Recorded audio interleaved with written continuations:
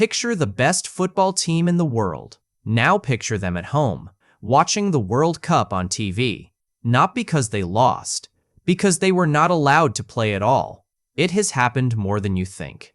Whole nations, full of talent, locked out of the biggest tournament on earth. And here is the strange part. Most of them were not banned for cheating on the pitch. They were banned for war, for racism, for politics, for things that had almost nothing to do with football itself. Today, we uncover every major country ever banned from the World Cup, and, more importantly, the real reason behind each one. Some of these stories will make you angry. Some will make you sad. And the last one still splits the world in two. Let's get into it. First, one quick thing. FIFA runs the World Cup. FIFA also has the power to ban any country it wants. When a nation is banned, its team simply cannot play. Players lose years of their lives. Dreams die overnight. Some bans lasted a few months. Others dragged on for over 30 years. Keep that in mind as we go. Our story starts after World War II. Germany and Japan were on the losing side of that war. The world was still full of anger. Millions of people had died. Football felt small next to all that pain. So Germany and Japan were pushed out. Germany could not enter the 1950 World Cup. Japan was blocked too. The real reason had nothing to do with skill. It was punishment. The world wanted these countries to stay quiet and wait. But football has a funny way of writing comebacks. West Germany slowly returned, and in 1954, they did the unthinkable. They won the entire World Cup. A team once banned lifted the biggest trophy in the sport. That is how fast the story can turn. Next, we go to South Africa. And this ban was long, painfully long. For many years, South Africa lived under a system called Apartheid. Under this system, people were divided by the color of their skin. Black players and white players were not allowed to play together. It was cruel. It was unfair. And the football world refused to accept it. So in 1961, FIFA banned South Africa. That ban stretched on for more than 3 decades. The real reason was clear. The world used football as a weapon against racism. No fair team meant no place at the World Cup. Then, in the early 1990s, apartheid finally ended. South Africa came back to the football family. And in 2010, they did something beautiful. They hosted the World Cup. The whole planet came to their doorstep. A country once locked out threw open its doors to the world. Now we travel to the 1990s, to a country that no longer exists. Yugoslavia. Back then, Yugoslavia had a frightening team, full of skill, full of stars. Many experts believed they could go all the way and win a major trophy, but war tore the region apart. It was brutal and heartbreaking. The United Nations stepped in with heavy sanctions. FIFA followed close behind. In 1992, Yugoslavia was banned. Here is the cruel twist. They had already qualified for the 1992 European Championship. They were pulled out just days before it began. A country called Denmark was called in to replace them, and Denmark went on to win the whole thing. Imagine that. One team loses its dream, and another walks in and grabs glory. The real reason here was war. Football stopped because the world was desperate for peace. Let's move to Iraq. For years, Iraqi football lived under a very harsh grip. Reports came out that players were treated badly. Some were said to be punished simply for losing matches. It was a dark time for the sport in that country. Now, FIFA has one golden rule. Governments must never control football teams. The game has to stay free and independent. When that rule is broken, FIFA acts. So Iraq faced bans and warnings over the years. The real reason was control. FIFA wanted football kept far away from harsh hands and cruel punishment. And yet, hope survived. In 2007, Iraq shocked the world and won the Asian Cup. A nation full of pain found joy through the game.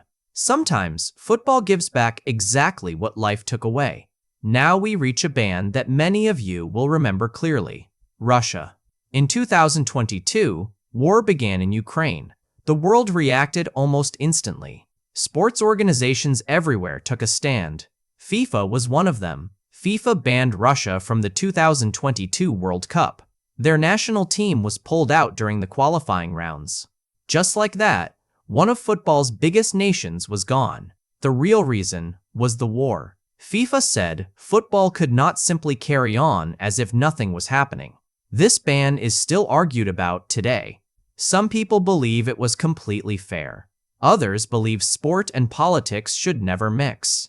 What do you think? Drop your honest opinion in the comments. I read them. But here is something important. Not every ban is famous. Some are almost forgotten by history. And these hidden stories are just as wild. Take Chile. Back in 1989, during a World Cup qualifier, something shocking happened. Their goalkeeper faked an injury to try and stop the match. He even used a hidden blade to fake a wound, but cameras caught the whole thing. The truth came out. Chile was banned from the very next World Cup. The real reason was cheating, caught red-handed on video for the entire world to see. Then there is Zimbabwe and Kenya. Both were banned in later years. And the reason should sound familiar by now. Government control of football. FIFA's rule never changed. Keep the game free, or face the consequences. Indonesia faced the same fate in 2015. Their government and their football body were locked in a bitter fight. FIFA stepped in and shut everything down for a while. Millions of fans paid the price for a battle they never started. Do you notice the pattern yet? Cheating, control, war, politics. These same reasons appear again and again across different countries and different decades. So let's pause and really think about this. Why do these bans keep happening? It is almost never about one bad game or one bad result. It runs so much deeper than that. It is about the biggest issues humans face: war, racism, politics, cheating, power, and control. Football simply sits in the middle of it all. And that tells us something powerful. Football is not just a sport. It is a mirror. It reflects exactly what is happening in the world around it. When the world is at peace, the game flows freely. Stadiums fill up. Nations celebrate together. But when the world is in pain, the game feels that pain too. Teams vanish. Dreams break. History changes course. That is the real reason the World Cup means so much to so many people. It was never only about goals and trophies. It is about people, about nations, about history unfolding right in front of us, all wrapped inside 90 minutes of football. Think about the players caught in these bans. Many of them did nothing wrong. They trained their whole lives. They earned their place. And then, through no fault of their own, it was taken away. Some got a second chance years later. Many never played on that stage again. Their talent simply faded into the pages of history. That is the hidden cost behind every ban. Not just a missing flag at the tournament. Real people. Real dreams. Gone in an instant because of decisions made far above their heads. They never held the pen. Yet they lost the most, quietly, while the whole wide world moved on without them. So there you have it. Every major country ever banned from the World Cup, and the true reason behind each one. Germany and Japan after the war. South Africa and its long fight against racism. Yugoslavia torn apart by conflict. Iraq under a harsh grip. Russia and a war that shook the world. Plus the forgotten bans of Chile, Kenya, Zimbabwe, and Indonesia. Some of these nations rose from the ashes and became champions. Others lost their golden chance forever. That is the beautiful and brutal truth of this game. Now I want to hear from you. Which of these bans surprised you the most? And which one do you think was truly unfair? Tell me everything in the comments below. I love reading your takes. If you enjoyed this story, do me a small favor. Hit that like button and subscribe to the channel. We uncover the untold stories of football every single week, and you will not want to miss what is coming next. Thanks for watching, and I will see you in the next one.